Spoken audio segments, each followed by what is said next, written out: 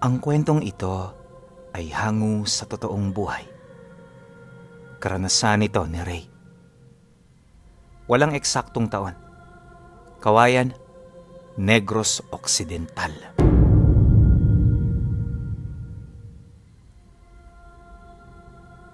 Noong mga panahong ito, nagtatrabaho sa syudad ng Bago itong si Ray. Malaking kumpanya ang kanyang pinagtatrabahuhan, kaya medyo malaki-laki rin ang kanilang kinikita. Purong mga profesional din ang mga kasama niya, kaya masasabing hindi basta-bastang makakapasok dito. Kailangan mahusay ka, dahil kung paanga-anga ka sa trabaho, hindi ka talaga magtatagal. Dagdag pa niya na, marami na siyang nakitang katrabaho na inalis doon dahil lamang sa mga simpleng pagkakamali. Hapon kasi ang nagpapalakad ng negosyo, kaya gusto nito pulido. Estrikto rin ito sa mga papel na ipinapasa nila, kaya kahit matagal na, nagdodoble ingat pa rin sila. At sa 3 taong pamamasukan niya sa kumpanya, hindi may pagkakaila na marami na siya roong naging kaibigan. Kabilang sa mga ito si Nolan, tubong kawayan. Malayo yun sa syudad ng Bago, kaya maging siya man, palaisipan kung papaano nito nakilala ang kumpanya. At sa kanilang lahat, ito lamang ang hindi nakapagtapos ng kolehiyo. Ayon sa iba, mataas ang kakilala nito sa kumpanya, kaya hindi na yon dumaan sa tamang proseso. Naniniwala naman siya sa sabi-sabi, lalo pat madalas niya itong nakikita na kasama pa uwi ang asawa ng amo nila. At sa halip na kainggitan at kagalitan nito, ang ginawa niya, pilit niya yung kinaibigan. Magaling mambola at makisama si Ray Pinuno, kaya naman sa loob ng maikling buwan, naging malapit na silang magkaibigan. Hindi siya nagpapakitang tao rito, dahil kung ano talaga ang ugali niya, yon ang ipinaparamdam niya. Totoong kaibigan ang tingin niya rito, pero syempre, sa kabila ng malinis niyang pakikitungo, ay ang lihim niyang adhikain. At yon ay magamit ang kaibigan niya upang umangat ang posisyon niya. Mapagsamantala na sa kung mapagsamantala, pero ganun talaga ang ugali niya. Dagdag pa ni Ray, hindi niya nais manatili sa ganoong posisyon, kaya gagawin niya ang lahat para umangat at kumita ng malaki. Dahil dito, kung kaya't isang tawag lang siya ni Nolan. At sa tuwing nagpapaalam ito, palagi siya nitong kasama sa galaan man, pambababae at pakikipag-inuman. Sa katagalan, naging matibay ang kanilang pagsasama hanggang sa ang turingan na nila ay parang magkapatid na. 2 buwan bago sumapit ang Pasko, niyaya siya ni Nolan papunta sa lugar nito. Papalapit na kasi ang bispera ng pista noon, kaya gusto siya nitong isama para naman maipakilala sa kanilang pamilya. Kasabayan din nila noon ang amo nila, kaya nung malaman niya ito, walang pagdadalawang isip siyang sumang-ayon, kahit marami-rami rin siyang gagawin sa kanilang bakasyon.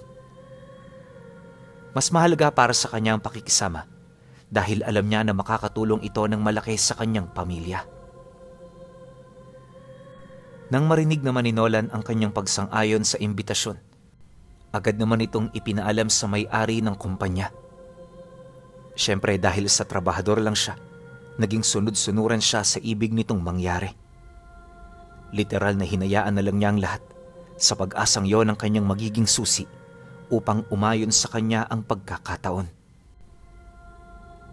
Ngunit nang malaman ng kanyang mga magulang ang patungkol dito, medyo nabahala ito. Sinubukan niyang ipaliwanag ang lahat pero hindi niya na kayang kumbinsihin ang kanyang ama. Makinig ka, Ray. Mas matanda ako sa iyo at mas malalim ang karanasan ko. Noong kabataan ko, palagi ako naglilibot. Kasama ako noon ng lolo mo at hindi man sa pagmamayabang marami kaming lugar na napuntahan. Pero alam mo, sa dinami-rami ng aming napuntahan, tanging ang lugar lang ng Kawayan ang pilit iniiwasan noon ng ama ko. Ang sabi niya sa akin, may lihim na baryo sa lugar na yon kung saan nangaakit ng mga tao. Lahat ipinapakita nila upang ang mga taong biktima ay hindi na makalabas pa. Walang nakakaalam kung ano nangyayari sa mga taong nakakapasok. Pero isa lang ang nasisiguro ng may mga alam ukol dito. At yun ay hindi na nila ito nakikita pa.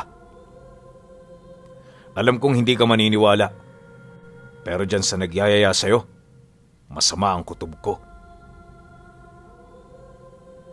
Dagdag pa nito na, karamihan sa mga nakatira sa baryo ay mga nilalang na nagbabalat kayo bilang mga tao. Nagmamay-ari din ito ng malaking kayamanan upang makapagkontrol ng mga tao. Ito rin ang pangunahin nilang instrumento dahil alam ng mga nilalang na yon na sa oras na ang salapi ang nagsalita, lahat ay makikinig. Nang marinig naman niya ang sinabi nito, medyo nakaramdam na rin siya ng takot.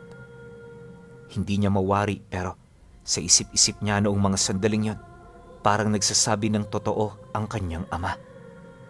At kahit mahirap yung paniwalaan, hindi niya yon kinalimutan. Lumaki kasi siyang madikit sa tatay niya, kaya lahat ng bagay na sinasabi nito, hindi niya minamasama. Pagkatapos ng usapan, tsaka pa lamang pumasok si Ray sa loob ng silid para maghanda. Nga pala pinuno, 2 araw na lang noon ang pagitan ng kanilang pag-alis, kaya naman lumalim ang gabi, hindi siya nagkaroon ng magandang tulog. Pagsapit ng sumunod na araw, naging abala siya sa pagliligpit ng gamit. May pasok pa kasi sila noon pero hindi na siya gaanong inuobliga ng kanyang amo. Bale pupunta na lang siya sa opisina para kausapin si Nolan ukol sa mga dadalhin nila. Binigyan na rin sila nito ng karagdagang pera at nangako yun na dodoblehin ang sweldo nila pagkabalik nila ng bayan. Basta ba'y gagawin lang nila ang lahat ng inuutos nito, nakakasiguro sila na makakatanggap sila ng maagang pamasko. Nang marinig naman yun ni Ray, medyo nawala ang kanyang pag-aalala. Siyempre, ginanahan siya kasi yun ang kauna-unahang pagkakataon na dodoblehin nito ang sweldo niya. Para naman hindi yun mabulilyaso, inilihim nila ito sa lahat ng kanilang mga katrabaho. Pagtungtong ng tanghali, kasalukuyan nilang itinigil ang kanilang pamimili ng mga gamit. Minabuti na rin nilang kumain sa isang sikat na karinderya para naman kahit papaano hindi sila malipasan ng gutom. At habang nanananghalian silang dalawa, dito na unti-unting nagkaroon siya ng pagkakataon para makapagtanong. Nolan, liblib ba ang lugar niyo sa Kawayan? O nasa sentro kayo? Palagi ba rong pumupunta si amo? Bungad na mga tanong niya rito. Nang marinig naman yun ni Nolan, patuloy lang naman yun sa pagkain na parabang hindi man lang ito napaisip sa kanyang mga naging tanong. Paglunok nito, marahan itong sumagot sa kanya ng, "Di naman liblib. Sakto lang. At oo, nasa sentro kami. Huwag kang mag-alala. Masaya sa lugar namin. Mas masaya pa rito kung iisipin." Pagkasambit nito ng mga kataga, hindi na yon nagsalita pa. Nang mapansin niya ito, minabuti na rin niyang manahimik para naman kahit papaano, hindi ito makulitan sa kanya. Matapos ang kanilang pag-uusap, agad naman silang bumalik upang ibalita ang ulat sa kanilang mga pinamili.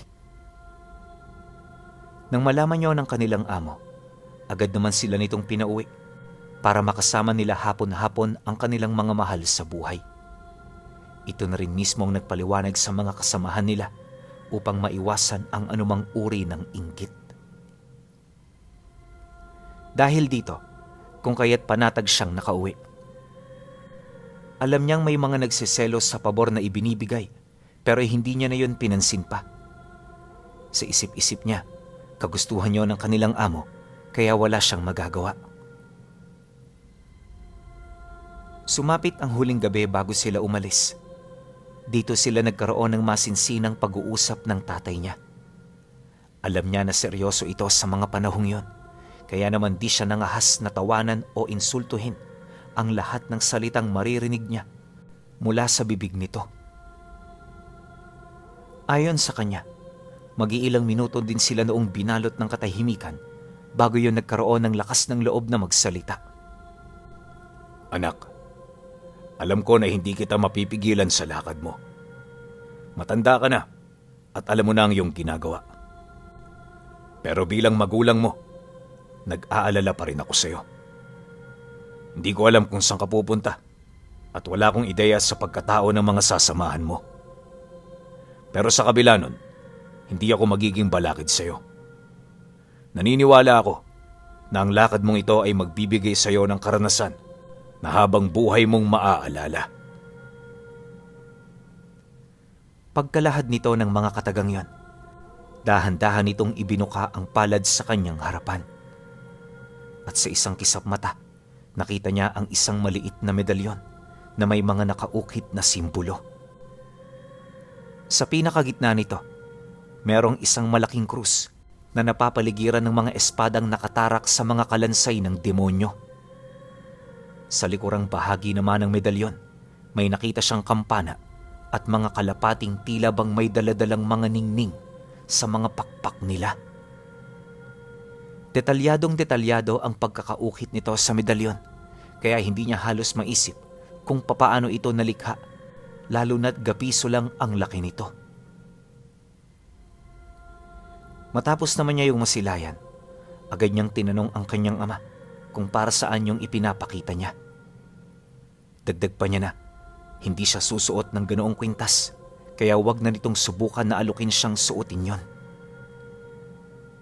Nang marinig naman yon ng tatay niya, seryoso naman itong sumagot ng,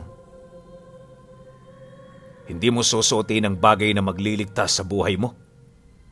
Sigurado ka ba dyan, Ray?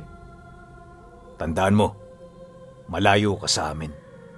At kapag may nangyari sa iyo roon, wala nang paraan pa upang ikay mahanap pa. Hindi ko naman sinasabing maniwala ka. Ang sakin lang, sundin mo kung ano ang pabor na hinihingi ko. Sa bandang huli, para rin naman yan sa kaligtasan mo. Nang marinig niya ang sinabi nito, ramdam niya ang galit ng tatay niya. Yun bang, kapag sumagot pa siya ng hindi nito nagustuhan, paniguradong makakastigo na siya nito. Kaya para wala ng pagtalunan, minabuti niya na sundin na lang ang ibig nitong mangyari. Lumipas ang gabi. Maaga pa siyang nagising. 5:00 ng madaling araw ang alis nila, kaya 3:00 pa lang, nasa bahay na siya ng kaibigan niya. Matyaga siyang naghintay sa labas, hanggang sa mapansin na siya ng pamilya nito. Pagpasok naman niya sa loob ng bahay, doon na nila hinintay ang kanilang amo at ang kanilang masasakyan. Malayo-layo ang lugar na kanilang pupuntahan, kaya inaasahan niyang aabutin ito ng isang buong araw na biyahe. At hindi nga siya nagkamali. Ayon sa kanya, 5:00 ang alis nila. 8:00 sila ng gabi nakarating. Gabing-gabi na, kaya hindi na sila nagkaroon ng pagkakataon na makapaglibot sa baryo. Ngunit kahit madilim ang daang kanilang tinahak, isa lang ang napansin noon ni Ray, at yon ay ang kawalan ng mga tahanan sa gilid ng daan. Medyo nakakaalarma ang ganoong lugar para sa kanya, dahil na rin sa mga kwento at babala ng tatay niya. Gayunpaman sa kabila nito, nanalig pa rin siyang walang mangyayaring masama sa kanila. Sumapit ang sumunod na araw, hindi siya nagkaroon ng maayos na tulog. Paggising ng mga kasama niya, agad niyang nilapitan yung kaibigan niya. Buong magdamag na hindi nakaidlip itong si Ray, kaya sigurado siyang napakahaba ng gabi sa lugar na yun. Kung sa syudad nila, 12 oras lang ang gabi, sa baryong yun halos 18 oras ito. Kaya niya yun nasabi kasi siya mismo ang nag-oras dito. Nang marinig naman ni Nolan ang kanyang sinabi, imbis na magseryoso ito, napangiti lang yun sa kanyang mga sinabi. Pagkatitigan nilang dalawa, sumagot ito sa kanya ng, Mahaba? Baka naman nananaginip ka lang, Ray. Ganyan talaga pag bago ka sa isang lugar. Talagang maninibago ka. O siya, sumunod ka na sa akin at nang makapag-almusal na tayo. Pagkawi ka nito, dali-dali yung tumayo at nagbukas ng pinto. Siya naman noon, niligpit muna ang kanilang mga gamit bago siya sumunod. Pagbaba nilang dalawa mula sa ikalawang palapag, sinalubong sila ng malaking pamilya nito. Dito na rin niya napagtanto na napakalaki rin pala ng bahay nila Nolan sa lugar na yon. At sa estado ng pamilya, mukhang literal itong may kaya sa buhay. Kaya naman nang makita niya ang mga kamag-anak, hindi niya maiwasang magtaka kung bakit pa ito nagtsatsaga sa pagtatrabaho sa kumpanya.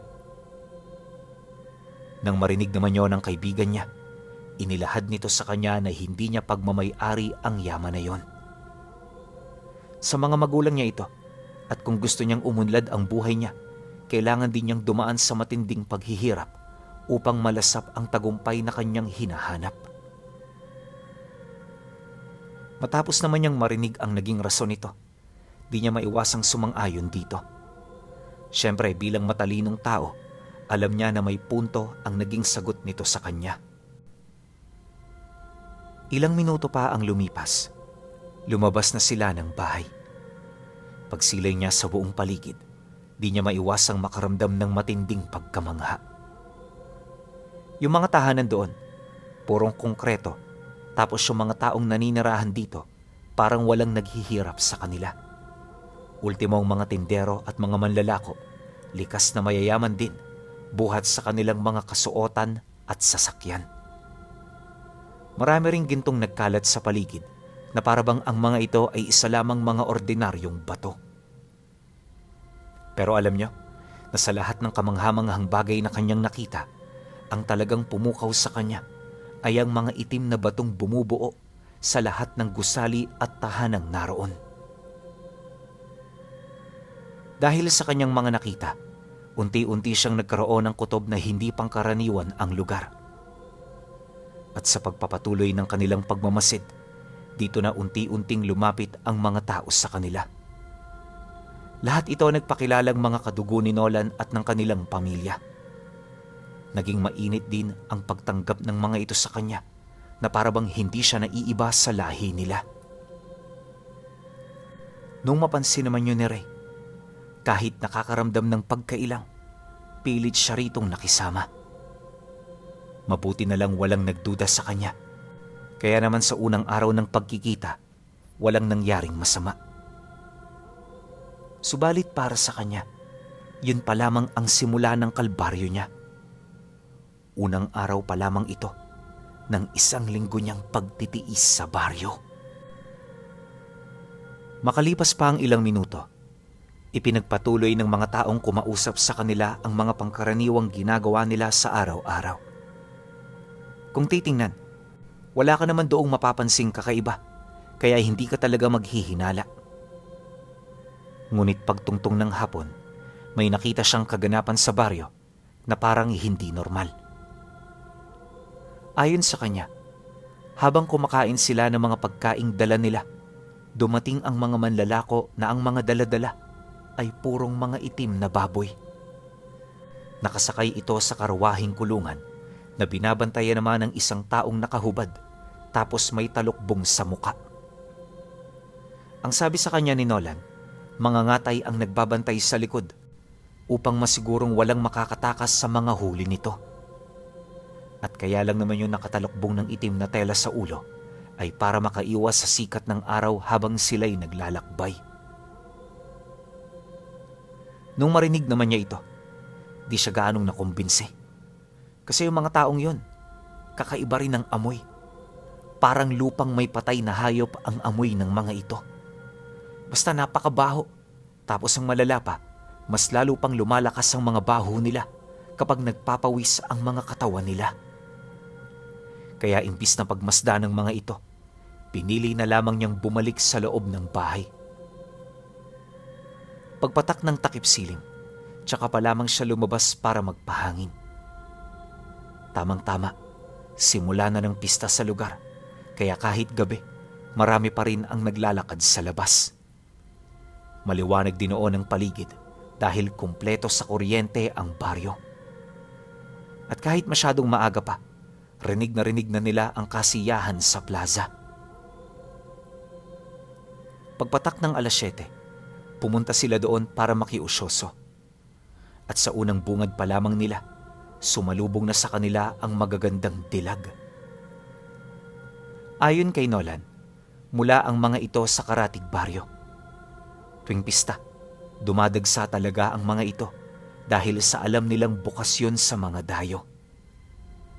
Hindi rin ito pinagdadamutan sa mga pagkaing nakahanda, kaya naman lahat ng nakakarating doon, nagkakasiyahan talaga. Dagdag pa nito na, anuman ang makita niyang pagkain, wag na wag siyang mahiyang dumampot. Matapos naman nilang magkausap, pansamantala silang nagkahiwalay. Isinama kasi noon si Nolan ng mga kaibigan niya, kaya wala siyang nagawa kundi ang maghintay. Ang ginawa niya, nakaupo siya sa isang tabi kung saan naroon ang mga taong tahimik na nagmamasid sa plaza. Akala nga niya taga-baryo ang mga ito, kaya naman hindi niya yun gaanong pinagmasdan at pinansin.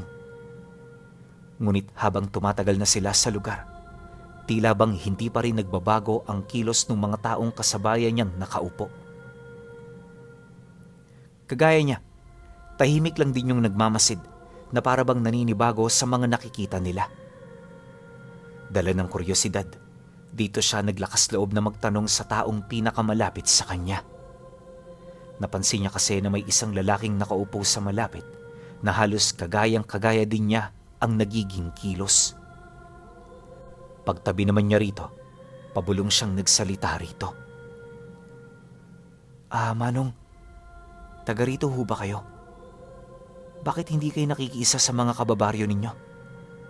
Meron ba kayong problemang dinadala? Nang marinig naman ng lalaki ang kanyang sinabi, napansin niya na parang wala itong narinig. Bukod kasi sa hindi yun lumingon, parang wala rin itong balak na kausapin siya. Kaya sa ikalawang pagkakataon, muli niya itong tinanong ukol sa nangyayari rito.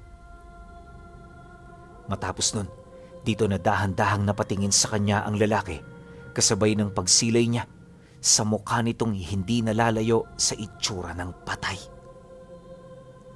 Habang nakatitig sa kanya ang taong yon, panayang pag-ungol nito habang hirap na nagsasalita. Tulong! Tulungan mo ako! Tulungan mo ako! Paulit-ulit itong inilahad ng lalaki hanggang sa magsigaya na ang iba nitong mga kasama. Matapos naman niya yung makita, dito na unti-unting nagbago ang kanyang paningin sa paligid. Anya, na pagkatapos niyang makita ang ganoong sitwasyon, tila bang nakita na rin niya ang totoong nangyayari sa plaza. Yung mga dilag na kani-kanina lang ay bumibighani sa kanya, biglang naging mga matatandang bruha. At ang mga hayop namang umaaligid sa lugar, mga tao palang may bigkis na kung anong nilalang sa kanilang mga katawan. Bawat isa sa mga ito, panayang pag-iyak habang humihingi ng tulong sa kung kani-kanino. Nang masipat naman niya ito, nagmamadali siyang lumabas para bumalik sa bahay kung saan sila nanunuluyan. Inakala kasi niya na sa pamamagitan nito ay matatakasan niya ang kanyang mga nasaksihan, pero nagkamali siya. Dahil sa pagbagtas niya noon ng daan, mas lalo pang tumindi ang kanyang mga nasilayan. Hindi lang mga bruha at mga patay na tao ang sumalubong sa kanya, kundi maging ang mga ligaw na kaluluwa.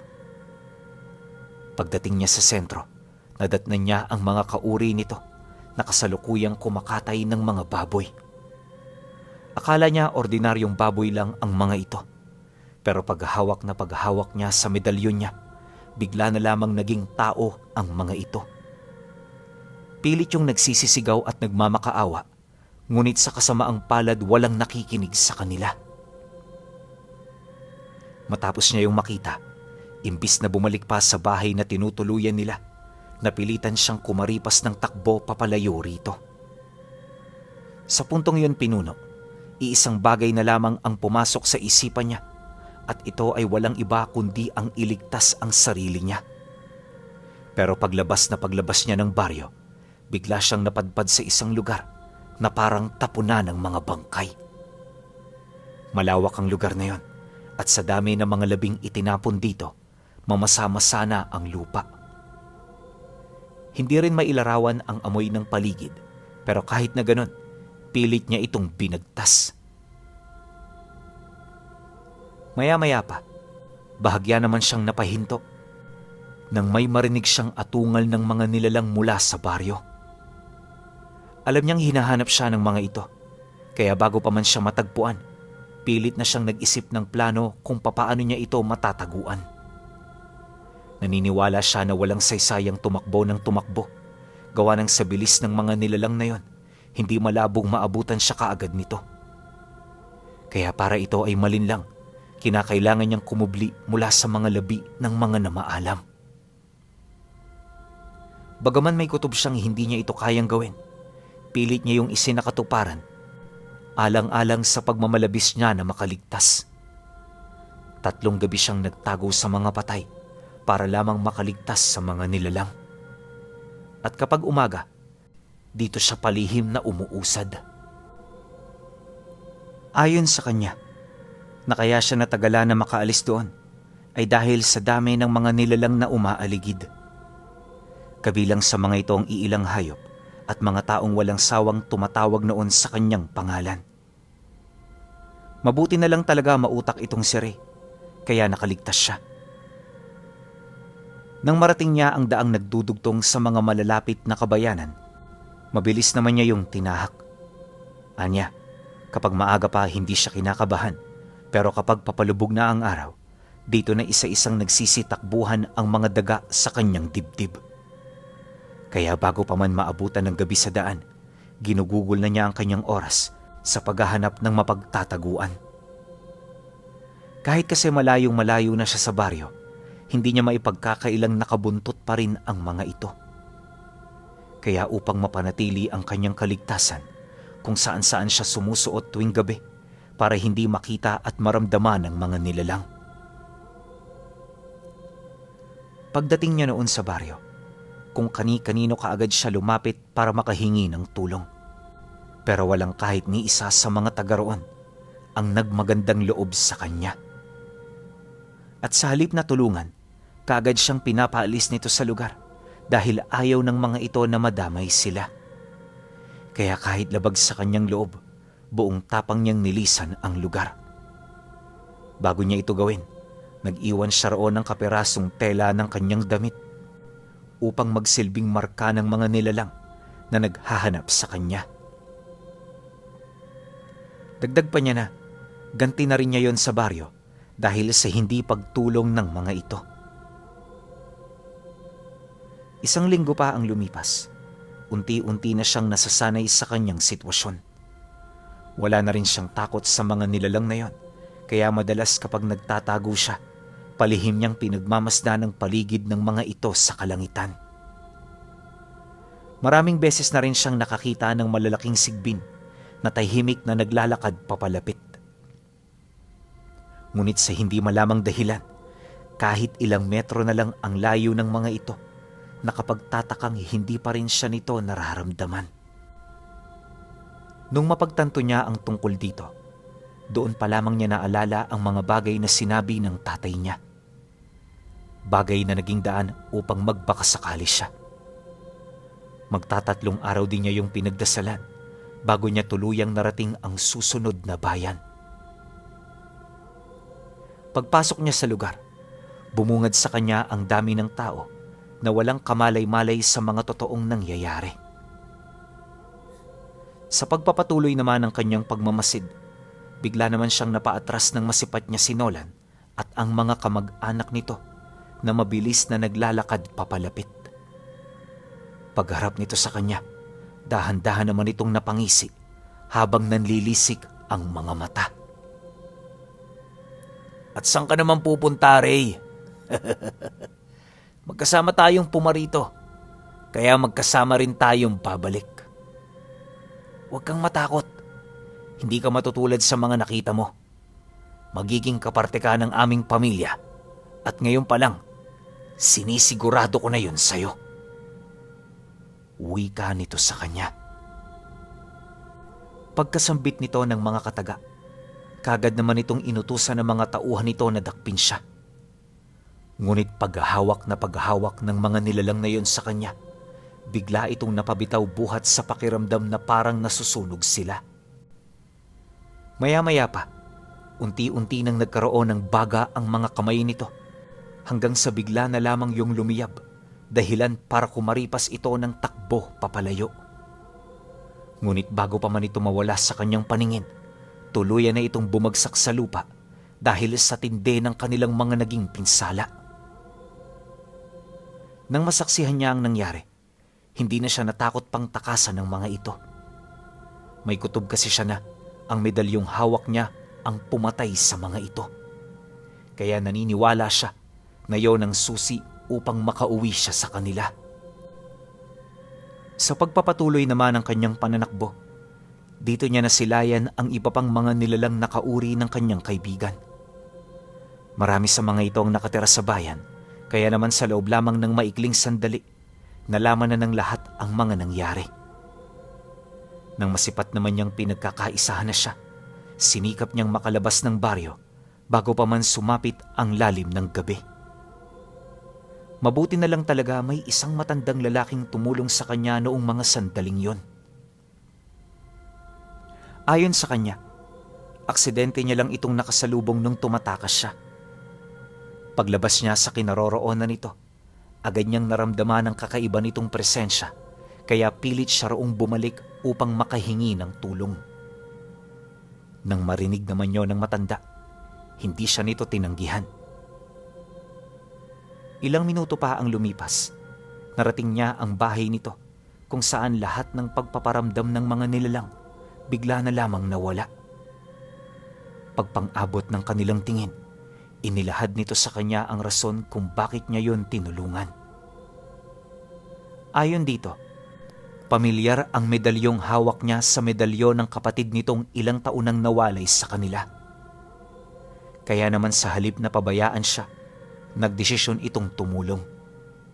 At upang masiguro ang kaligtasan niya hanggang sa siya ay makauwi, nangako rin yung tuturuan siya ukol sa medalyon. Isang buwan siyang nanatili sa bahay nito, at sa loob ng isang buwan, tinuruan siya nito ng mga bagay na dapat niyang malaman. Usal, tigalpo, puder, bakod, at kung ano-ano pa. Naging madali na lamang yon para sa kanya.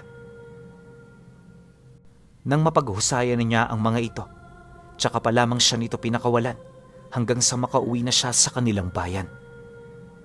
At magmula noon pinuno, ang kaibigan niya at ang may-ari ng kumpanya ay hindi na niya nakita pa. Magpahanggang sa ngayon, patuloy na palaisipan para sa kanya ang mga nangyari noong minsan siyang mapadpad sa baryo ng mayayamang aswang. Pero hanggang sa ngayon, nananatili pa ring malaking tanong sa kanya kung ano nangyari sa kanya kung hindi niya tinanggap ang